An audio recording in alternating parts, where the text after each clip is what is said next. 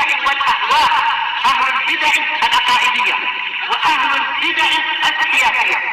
نقول بيننا وبينكم السلف، بيننا وبينكم الكتب، كان فيقول البدع بيننا وبينكم. Bismillahirrahmanirrahim. Alhamdulillahilladzi arsala rasulahu bil huda wa dinil haq liyudhhirahu 'alad dini kullihi wa kafa billahi syahida. Asyhadu an la ilaha illallah wahdahu la syarikalah iqraran bihi wa tauhida. Wa asyhadu anna Muhammadan 'abduhu wa rasuluh sallallahu alaihi wa ala alihi wa sallama tasliman mazida la nabiyya ba'dah. Ikhwani fid din wa akhwati fillah, a'azzani wa a'azzakumullahu jami'an wa barakallahu fikum.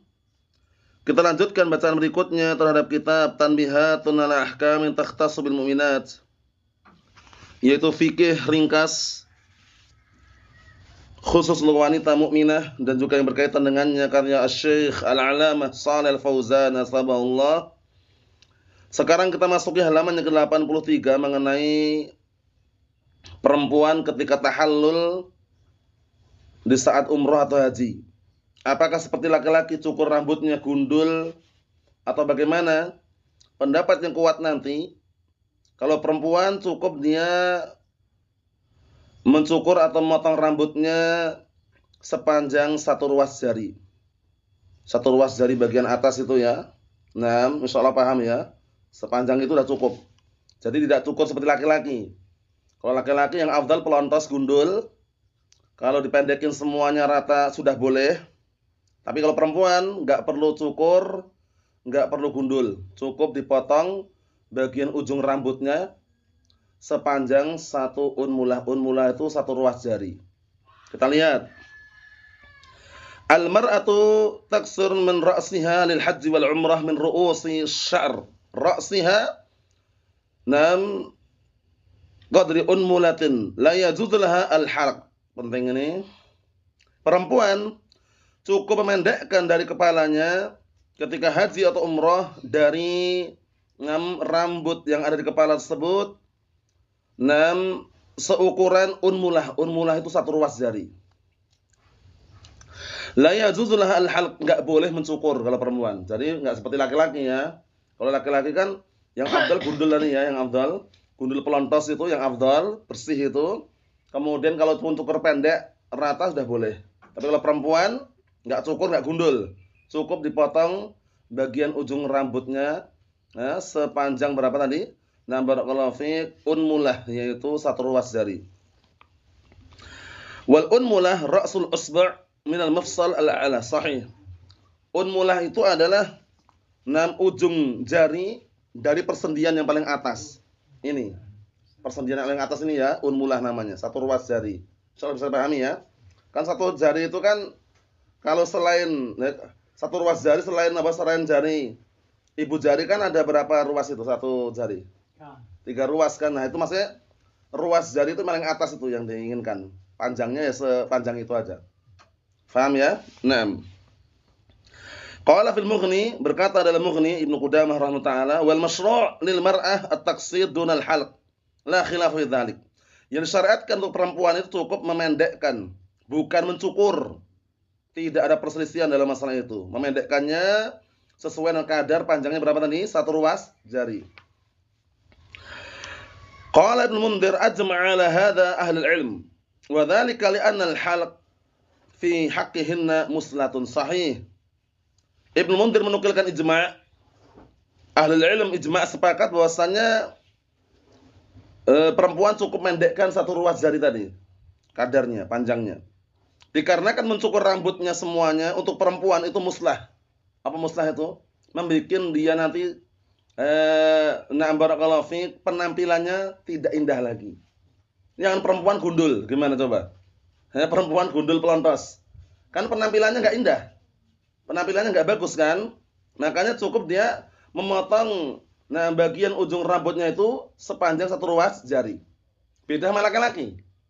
Laki-laki dipelontos gundul enggak masalah. Kalau perempuan kata beliau termasuk apa? Muslah. Muslah itu membikin cacat, membikin jelek. Ya kan? Melihat perempuan gundul coba bayangkan. Kan kurang istilahnya kurang apa? Kurang tepat gitu loh ya, seperti itu. Kita lihat. Wa qad rawa Ibnu Abbas qala qala Rasulullah sallallahu alaihi wasallam laisa 'alan nisa halqun innama 'alan nisa at-taqsir. Masyaallah, jelas ini riwayat Abu Dawud. Dan sungguh telah diriwayatkan dari Ibnu Abbas radhiyallahu anhuma, beliau berkata telah bersabda Rasulullah sallallahu alaihi wasallam, tidak ada kewajiban bagi para wanita untuk mencukur rambutnya. Hanya saja bagi wanita itu wajibnya ada taksir, yaitu mendekkan. Nah, mendekkan dalam artian bagaimana barakallahu fi, ya tadi memotong satu ruas jari tadi itu. Memotong rambutnya sepanjang satu ruas jari tadi. Mafhum? Naam. Wa an Aliyan qala naha Rasulullah sallallahu alaihi wasallam an tahliqal mar'ah ra'saha. Bahkan datang riwayat dari Ali bin Abi Thalib radhiyallahu anhu qala, beliau berkata, Rasulullah sallallahu alaihi wasallam melarang perempuan untuk mencukur rambutnya. Paham ya? Maksudnya ini dalam kondisi ketika ihram tadi ya. Nah, tidak perlu dicukur kayak laki-laki, tapi kalaupun seandainya ingin tahallul cukup memotong bagian ujung rambutnya sepanjang satu ruas jari. Nah, kita lihat lagi. Wa kana Ahmad yaqul, dan Imam Ahmad rahimahullah taala mengatakan, taksur min kulli qarnin nam qadrul umulah. Hendaknya perempuan itu dia memendekkan pada setiap tanduk atau ujung rambutnya itu sesuai dengan kadar panjangnya unmulah satu ruas jari. Wa huwa qaulu Ibnu Amr wa Syafi'i wa Ishaq wa Abi Tsawr wa qala Abu Dawud sami'tu Ahmad su'ila 'anil mar'ah taksur min kulli ra'siha qala na'am. Dan berkata Abu Dawud, aku mendengar dari Ahmad ditanya tentang perempuan memendekkan dari seluruh rambutnya, qala na'am. Tajma' sya'raha ila maqdam ra'siha thumma ta'khudh min atrafi sya'riha qadru unmulah. Jadi caranya itu kalau memungkinkan loh ya, rambut bagian belakang itu semua dikedepankan. Jadi kan panjang rambutnya itu ya, dikedepankan semuanya, kemudian digabungkan. Nah, dari penggabungan itu kan rambutnya nampak kan? Nah, dipotong sepanjang satu ruas jari. Itu kalau memungkinkan. Wa illa kalau seandainya enggak memungkinkan, cukup dia mengambil barakallahu fiik di antara rambut tersebut sepanjang satu ruas jari udah sah. Paham ya? Itu kalau perempuan. Kita lihat sini barakallahu fiikum, kata beliau, na'am, dia memendekkan dengan cara perempuan tersebut mengumpulkan rambutnya ke arah depan, bagian depan kepalanya, jadi diarahkan depan, kan di belakang biasanya rambut panjangnya itu ya, langsung ke depan kan gitu. Kemudian dia mengambil ujung rambut tadi itu sesuai dengan sepanjang unmulah, satu ruas jari. Bisa dipahami enggak? Nah, jadi rambutnya kan biasanya kan terurai ke belakang kan? Nah, langsung ke depan kan gitu, digabungkan mungkin pakai tangan gini ya. Diambil sepanjang satu ruas jari. Seperti itu. Kata beliau intaha tabatul hajar. Ini maksudnya cetakan aja. Qala Imam Nawawi fi Majmu' ajma'al ulama'u ala annahu la tu'mar al-mar'ah bil halq bal wadhifatuha at-taqsir min sya'r ra'siha li annahu bid'atun fi haqqihinna wa muslatun. Imam Nawawi rahmatullahi alaihi mengatakan ijma' para ulama sepakat bahwasanya perempuan tidak diperintahkan untuk mencukur rambutnya, bahkan tugas dia adalah memendekkan dari rambut kepala tersebut. Nah, barakallahu fiik. Kenapa kok dilarang mencukurkan? Mencukur itu bid'ah kalau perempuan. Paham ya? Dan muslah. Muslah itu adalah bentuk cacat atau bentuk yang membuat dia itu rusak pemandangannya. Paham ya? Itu muslah namanya. Membuat dia cacat, nah untuk dipandang enggak enak, itu seperti itu. Mafhum? Naam. Yang ke-14 berikutnya al-mar'ah al-haid idza ramat jumra al-aqabah wa qassarat min ra'siha fa innaha tahil min ihramiha. Ini kaitannya masalah haji berarti ya ini ya. Perempuan yang sedang haid apabila sudah melempar jumra al-aqabah dan telah memendekkan rambutnya tadi, maka bagi dia sudah halal dari ihramnya. Wa yahillu laha ma kana muhriman 'alaiha bil ihram illa annaha la tahillu az-zawj. Dia halal setelah itu, cuman dihalalkan semuanya yang dulu semula dia berihram, hanya saja tidak halal bagi suami. Fala yajuzu laha an tumakkinaha min nafsiha hatta tatufil bait tawaful ifadah. Jadi tahallulnya semuanya boleh boleh pakai cadar kembali, boleh pakai kaos tangan kembali, tapi untuk berhubungan badan belum. Paham ya? Naam. Sampai dia tawaf ngelilingi Ka'bah, tawaf ifadah. Tawaful ifadah itu tawaf rukun. Bagaimanapun harus. Tawaf itu aslinya ada 3. Tawaful qudum itu tawaf kehadiran, awal dari datang. Kemudian tawaful ifadah, tawaful wada'. Yang sunnah 2, tawaful qudum sama tawaf al-wada'. Tawaf perpisahan kalau dia ingin pulang itu. Itu enggak tawaf enggak masalah karena sunnah. Paham? Tapi yang rukun tawaful ifadah ini yang inti ini. Kadang kalau travel itu karena mungkin waktunya sangat singkat, ngambil yang inti, yang rukun aja. Yang langsung tawaful ifadah. Faham? Nah, kita lihat di sini. Fa in wata'aha fi hadhil asna wajabat 'alaiha al-fidyah. Sahih. Kalau suami istri berhubungan dalam kondisi belum tawaf, maka wajib dia nanti bayar fidyah. Wa hiya dzabhu syatin fi Makkah, yaitu menyembelih seekor apa? Seekor kambing di Mekah. Kemudian apa?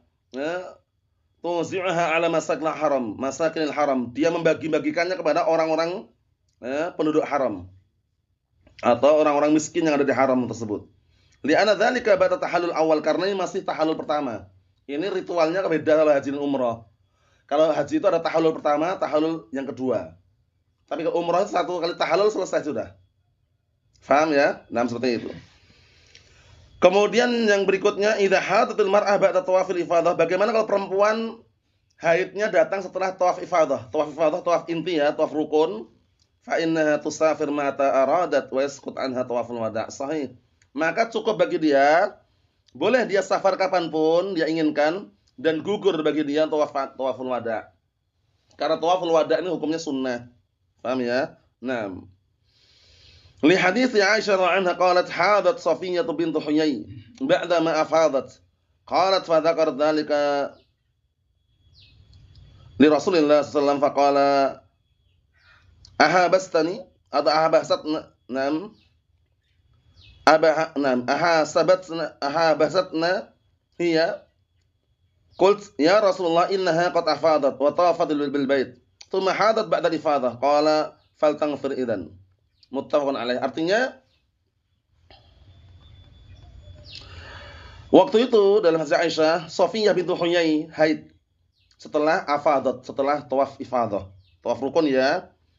Kemudian beliau berkata, lalu beliau menyebutkan hal tersebut kepada Rasulullah SAW. Akhirnya Rasulullah mengatakan, apakah dia menahan kita?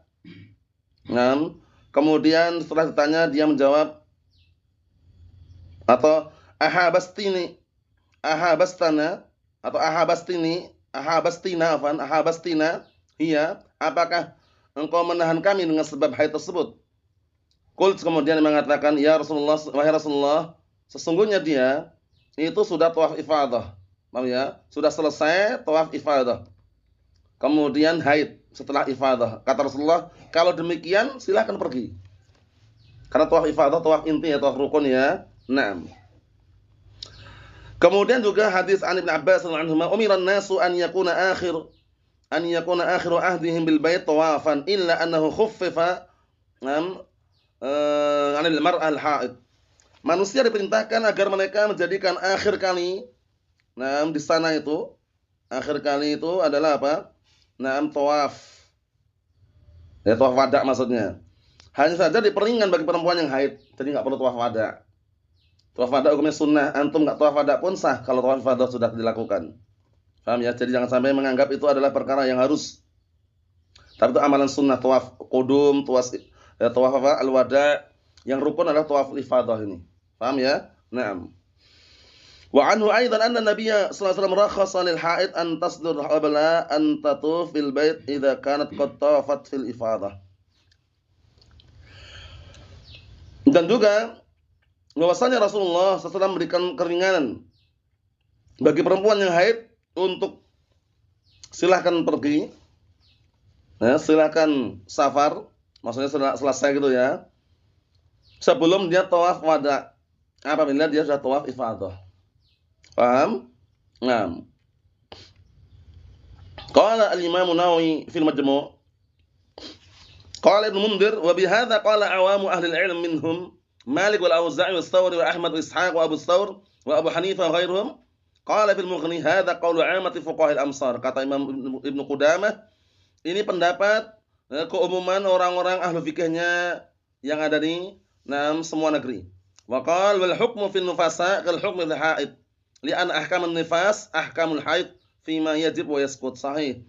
Hukum seputar nifas itu sama dengan hukum seputar haid. Sehingga kalau keadaannya kok sama ketika habis ihram, habis tawaf ifadah kok ternyata melahirkan, paham ya? Nah, maka hukumnya sama dengan haid tadi itu. Boleh langsung pergi karena sudah melakukan tawaf apa? Tawaf rukun. Mafhum? Kemudian pembahasan berikutnya, al-mar'ah tustahab laha ziyaratul Masjid Nabawi lis-salati fihi wa du'a. Perempuan boleh bahkan dianjurkan kalau memungkinkan untuk ziarah ke Masjid Nabawi. Ritual umroh dan haji semuanya tidak ada yang di Madinah. Tidak ada yang Masjid Nabawi ya. Kalau ke sana biasanya menziarah saja. Ziarah Masjid Nabawi. Karena keutamaan salat di dalam masjid tersebut kata Rasulullah SAW, salatun fi masjidi hadza, salat di masjidku ini kata Rasulullah SAW, afdal min alfi salatin. Lebih afdal dibanding 1000 kali salat. Di mana itu? Masjid Nabawi. Kalau Masjidil Haram, mi'atu alfin, 100.000. Kalau Masjidil Aqsa berapa? 500 kali salat. Paham? Nah, makanya dianjurkan kalau memungkinkan perempuan boleh ziarah ke sana. Cuma nanti larangannya, atau yang diperbolehkan dulu adalah salat dan berdoa di sana. Lakin la yajuzu laha ziyaratu qabrin Nabi SAW, tapi enggak boleh ziarah ke kuburan Nabi SAW perempuan. Walaupun pendapatnya kuat nanti, perempuan pun boleh ziarah kubur. Cuman ada syarat yang ketat yaitu idza uminatil fitnah. Kalau aman dari fitnah. Tapi kalau banyak laki-laki di situ kemudian perempuan sensitif nanti khawatirnya justru apa? Akan melakukan niyahah yaitu meratapi mayit, nangis, teriak-teriak atau yang semisalnya, itu dilarang. Tapi kalau dia tahan, kuat, aman dari fitnah, enggak banyak kerumunan laki-laki, mungkin momen-momen di waktu-waktu tertentu yang sepi, ajak enggak masalah. Boleh perempuan ziarah kubur. Paham ya? Itu pendapat yang kuat. Karena nanti riwayatnya itu zawarat itu adalah orang-orang yang sering ziarah kubur. Perempuan dilarang kalau sering-sering. Tapi kalau cuma ziarah kadang-kadang ziarah kubur ya kan, mungkin mendoakan orang tua yang di situ yang meninggal misalkan, atau bersihkan sekeliling makam keluarganya misalkan, boleh. Selama aman dari fitnah. Bisa dipahami ya? Kita lihat. Nah, akan tetapi kata Syekh Shalih Fauzan, tidak boleh perempuan ziarah kubur. Li'annaha manhiyatun an ziyaratul kubur, karena perempuan dilarang ziarah kubur. Ini pendapat beliau ya. Walaupun pendapatnya kuat nanti, larangan tersebut sudah dihapus. Kuntu nahaitukum an ziyaratul kubur fazuruha. Dulu aku pernah melarang kalian ziarah kubur kata Rasulullah, sekarang ziarahilah. Ini sifatnya umum. Jadi ziarah kubur pun boleh. Paham ya? Adapun larangan yang berkaitan masalah perempuan tersebut ternyata apa? Riwayatnya ada lafaz zawarat. Zawarat itu orang yang sering berkunjung terus, sering ziarah kubur. Jadi kadang-kadang perempuan selama aman dari fitnah boleh diajak dengan suaminya, mungkin ketika sepi enggak banyak orang, diajak enggak masalah. Seperti itu. Kita lihat di sini. Qala Syekh Muhammad bin Ibrahim al-Syekh Mufti Diyar al-Saudiyah fi Majmu' al-Fatawa was-sahih fil mas'alah man'uhunna min ziyaratil qabri sallallahu alaihi wasallam li amrayn. Menurut pendapat beliau yang sahih dalam permasalahan ini, dilarang perempuan untuk ziarah kuburan yaitu kuburan Rasulullah SAW dikarenakan dua perkara. Pertama, awalan, umumul adillah wa nahyi, karena keumuman dalil dan larangan, datangnya itu lafaznya apa? Ja'a aman umum. Fala yajuzu li ahadin takhsisu illa bid-dalil. Maka enggak diperbolehkan seorang pun untuk mengkhususkannya kecuali dengan dalil. Ternyata larangan yang umum itu mansukh, dihapus. Di dalam syariat ini, dalam ilmu usul dibahas, ada an-nasikh wal mansukh. Ada an-nasikh itu penghapusnya, mansukh yang dihapus. Jadi kalau ada penghapusnya, yang diamalkan, yang dijadikan tolak ukur adalah penghapusnya itu. Dulu, ini contoh aja ya, contoh dalil yang dihapus tapi digantikan yang lain. Dulu orang dikatakan anak sepersusuan, itu kalau menyusu dengan seorang ibu, orang lain, 10 kali nyusu. 10 kali nyusu sampai kenyang, itu baru dikatakan anak sepersusuan. Mahram kan? Itu dihapus, diganti cukup 5 kali menyusu. Jadi anak kecil nyusu kepada perempuan lain gitu ya, bukan ibunya ya. 5 kali nyusu sampai kenyang dikatakan anak sepersusuan. Yang 10 tadi dihapus. Itu namanya mansukh namanya. Penghapusnya yang 5, nasikh. Bisa dipahami? Dulu khamr dulu belum haram dulu. Minuman keras dulu belum diharamkan. Dulu diharamkan itu kalau mendekati sholat. La taqrabus sholata wa antum sukara hatta ta'lamu ma taqulun. Kalian jangan mendekati sholat kalau dalam kondisi mabuk. Sampai kalian mengetahui apa yang kalian katakan dulu. Jadi dulu mabuk boleh di luar sholat. Dulu. Paham ya? Nah, kemudian juga datang ayat yang lainnya. Wa yas'alunaka 'anil khamri wal maisir. Qul fihima ismun kabirun wa manafi'u lin-nas wa ismuhuma akbar min naf'ihima. Mereka bertanya kepadamu tentang perjudian dan minuman keras. Katakanlah dua-duanya itu ada manfaatnya dan ada dosanya. Ini dulu, sebelum dihapus. Manfaatnya kalau menang judi, uangnya banyak. Ya kan dulu. Manfaatnya kalau orang mabuk, kadang dia awalnya capek, jadi rasanya nggak capek. Itu dulu ya, sebelum dihapus. Datanglah penghapus yang semua total haram. Perjudian haram, minum-minuman keras haram. Ya ayyuhalladzina amanu, innamal khamru wal maisiru wal ansabu wal azlam ridsun min amal syaitan fastanibuhu la'allakum tuflihun. Wahai orang yang beriman, sesungguhnya minuman keras, berjudi, mengundi nasib dengan panah, atau menyembah berhala, itu semuanya amalan kotor perilaku syaitan, maka tinggalkanlah, jauhilah, hindarilah. Semoga kalian beruntung. Nah, ayat itu namanya nasikh, yang menghapuskan pembolehan dulu. Sehingga kembali kepada penghapusnya ini, hukumnya minuman keras dan judi adalah haram. Paham ya, seperti itu. Nah, ini juga sama. Larangan ziarah kubur dulu dilarang. Kuntu nahaitukum an ziyaratul kubur. Dulu aku melarang kalian ziarah kubur, enggak boleh dulu. Tapi apa? Fazuruha, ini penghapusnya. Sekarang ziarilah, berarti boleh ziarah kubur. Paham ya? Nah, pembolehannya itu namanya nasikh, penghapusnya. Hanya saja kalau perempuan disyaratkan harus aman dari fitnah. Kita lihat. Suman illah mawjudah huna. Kemudian alasannya ada di sini, alasannya. Ini menurut pendapat yang mengatakan enggak boleh ya. Wa qala Syekh Abdul Aziz bin Baz rahimatullah alaih fi mansakihi lamma dzakara ziyarat qabrin Rasul sallallahu alaihi wasallam liman zara masjidahu asy-syarif. Berkata Syekh Abdul Aziz ibn Abdullah bin Baz rahimatullah alaih ketika beliau menyebutkan tentang ziarah kubur, itu ziarah kuburan Nabi sallallahu alaihi wasallam ketika ziarah ke Masjid Nabawi, qala wa hadhi ziyarah innama tusyra' fi haqqi rijal khassah, kata beliau. Dan ziarah ini khusus untuk laki-laki saja. Amman nisa falaysa lahunna ziyarah syai' minal kubur. Perempuan enggak boleh sama sekali ziarah kubur. La kuburan Nabi wala kuburan yang lainnya. Ini pendapat beliau ya. Kama sabata 'an Nabi sallallahu alaihi wasallam annahu la'ana za'iratil qubur minan nisa wal muttakhidina 'alaiha masajid was suraj. Lihat ini. Jadi ternyata Rasulullah SAW hadisnya ini, nah barakallahu fi, kalau seandainya potongannya itu enggak terhapus, itu berlaku. Tapi ternyata larangan ziarah kubur sudah dihapus tadi ya. Rasulullah melaknat para wanita yang suka ziarah kubur. Paham? Dan orang-orang yang menjadikan di atas kuburan itu masjid atau rumah-rumah atau lampu. Jadi yang paling bagus itu kuburan. Itu kalau antum kurang percaya, itu seperti kuburan yang ada di Baqi'. Kuburan Baqi' itu kuburan para sahabat. Rata paling-paling digundukkan sejengkal aja. Tanah gitu. Jadi nggak perlu di atas dibangun kayak kubah, bangunan kayak masjid, dikasih lampu. Itu ternyata apa? Ancamannya laknat. Paham ya? Nah, yang paling simpel adalah barakallahu fiik, ya digundukkan paling-paling kalau ditinggikan setinggi sejengkal. Shibr. Kalaupun seandainya untuk tanda ya paling batu sama kayu. Itu pun ternyata larangan ngasih nama ada larangan juga. Paham ya? Cukup tanda. Kalau kurang percaya, wah masa sih. Nah, bisa lihat kuburan para sahabat yang ada di Maqbarah Baqi'. Nah, yang ada di Madinah itu ya. Nah, barakallahu fiik, itu semuanya rata.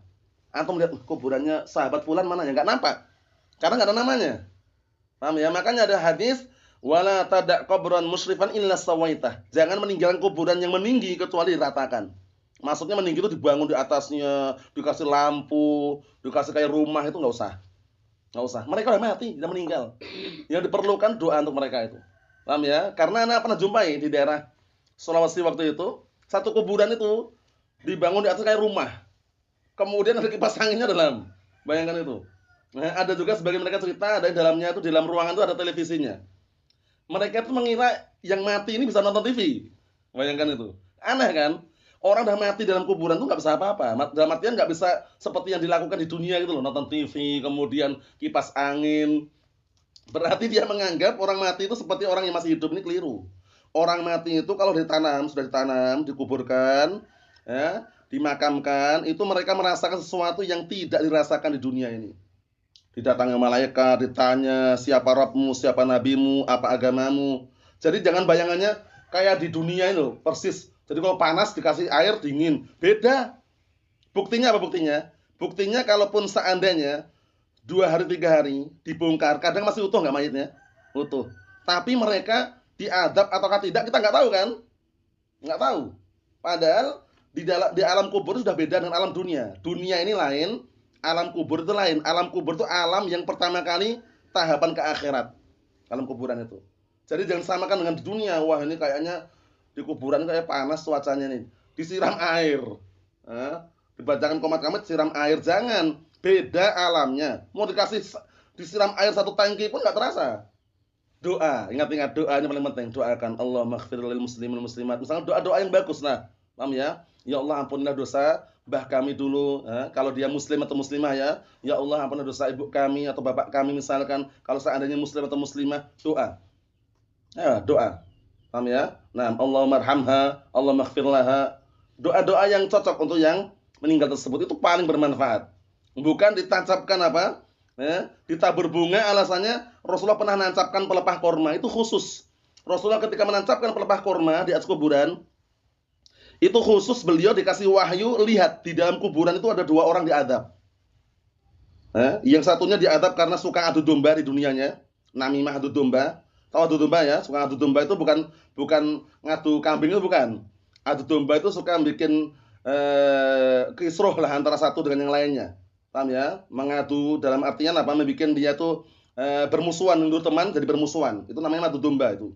Paham ya? Nah, yang satunya ternyata ketika di dunia, ketika dia buang air besar atau buang air kecil, ya, atau buang air kecil barakallahu fik, dia tidak pernah bersihkan. Enggak pernah dicuci. Kemaluannya afan ya. Itu diadab. Rasulullah langsung mengambil pelepah korma, dibelah 2, ditancapkan kepada masing-masing kuburan tadi. Kemudian seraya mengatakan, semoga mereka diringankan adabnya selama belum kering. Itu khusus beliau. Khusus beliau. Kita-kita tidak boleh mencontoh dengan tabur bunga, alasannya itu bukan. Cukup datang doakan, udah itu aja. Nah, jangan disamakan loh ya. Kalau Rasulullah melihat keadaan itu karena wahyu dari Allah Ta'ala. Kalau kita tahu dari mana? Kita ziarah kubur, tahu nggak kalau di dalam kuburan tuh sedang diadab, dapat nikmat, kita tahu nggak? Nggak tahu kan? Cukup doa. Paham ya? Makanya jangan sampai ada pikiran wah nanti tabur bunga yang basah, 7 warna biar nanti dingin, dituang air biar nanti dingin, itu keliru semuanya. Cukup didoakan. Kalau mendoakan pun tidak harus di area makam atau kuburan, di rumah pun sampai, insyaallah dari rumah. Paham ya? Nah, kita lihat lagi, dikit lagi.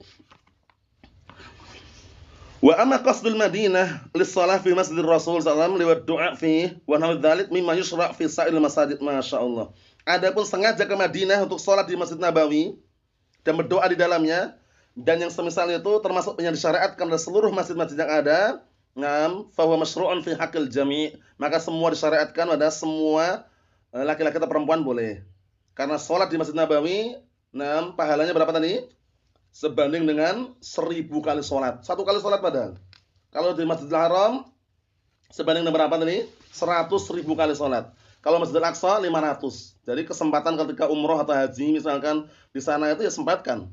Karena bagaimanapun keadaannya itu eman-eman istilahnya. Kalau di masjid-masjid lain enggak dapat. Makanya ada hadis la tushaddur rihal illa ila salasati masajid. Tidak boleh sengaja safar, jauh-jauh safar ziarah kubur, ziarah masjid-masjid kecuali 3 masjid bolehnya. Sengaja boleh 3 masjid ini. Mana 3 masjid itu? Masjidil Haram, Masjid Nabawi, sama Masjidil Aqsa. Itu antum jauh-jauh safar boleh. Karena 3 ini ada keutamaan, tapi yang lainnya enggak ada keutamaan. Sehingga jangan sampai terpancing kemudian ikut ziarah sana, ziarah sini, safar sana, safar sini, ngunjungi kuburannya Mbah Fulan, Mbah Alan misalkan, enggak disyariatkan. Adapun kalau teman mengunjungi keluarga itu karena kekeluargaan, bukan karena keutamaannya, itu memang diperbolehkan. Paham ya? Mengunjungi saudaranya itu enggak masalah, tapi mengunjungi tempat meyakini itu ada keutamaan, tidak boleh kecuali 3 tadi. Paham ya? 3 masjid. Masjidil Haram, Masjid Nabawi, Masjidil Aqsa. Masjidil Haram 1 kali sholat sebanding dengan 100.000 kali sholat. Masya Allah. Masjid Nabawi 1 kali sholat sebanding dengan 1000 kali sholat. Masjidil Aqsa 1 kali sholat sebanding dengan berapa? 500 kali sholat. Nasallahu as-salamata wal afiyah yang kita sampaikan. Semoga bermanfaat. Adapun yang berikutnya, pembahasan yang baru yang berkaitan masalah pernikahan bagi para wanita maupun lelaki, walaupun nanti khusus hukum-hukumnya berkaitan sama perempuan bagaimana, kita tunda pada pertemuan yang akan datang insyaallah taala. Nasallahu as-salamata wal afiyah fid dunya wal akhirah. Subhanakallahumma bihamdika asyhadu an la ilaha illa anta astaghfiruka wa atubu ilaik. Walhamdulillahirabbil alamin.